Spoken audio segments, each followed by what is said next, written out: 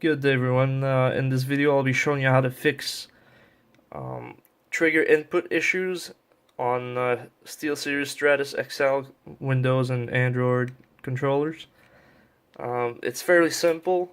All you're gonna need is 1.5 and 2 millimeter screwdrivers, and even I don't know if you'll be able to see this on camera. The screws are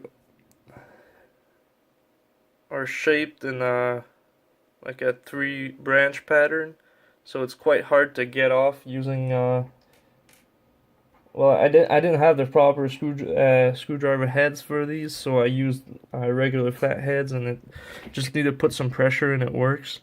So you're gonna need to start by removing 8 screws, the 2 up top here, there's 2 on the bottom there, and 2 on each grips.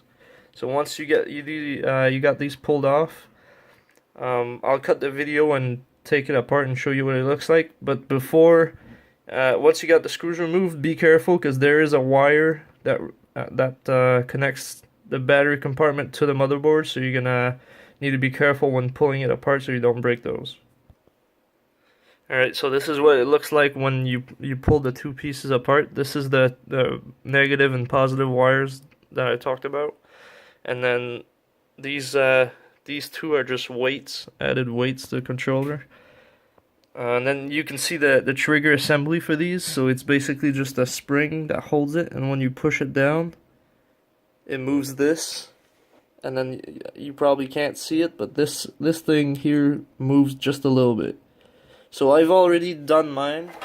All you need to do to fix these is take a screwdriver and push on this plastic piece here inside, so that's gonna pull off.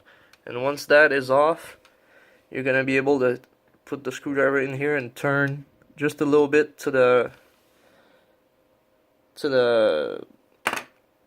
side that you need, because mine was giving inputs when I wasn't pressing it. So if you can see, when you press it moves counterclockwise, so I turned just like just a tiny bit clockwise, so now it has kind of a dead zone. When I press it like this, it doesn't or barely moves. So that fixed the issues.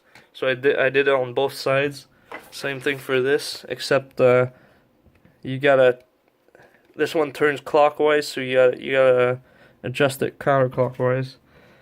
And then that's pretty much it. I tested it on my PC, tested it on my phone, and the input issues were gone. So that's a quick way to fix the issues. Thanks for watching.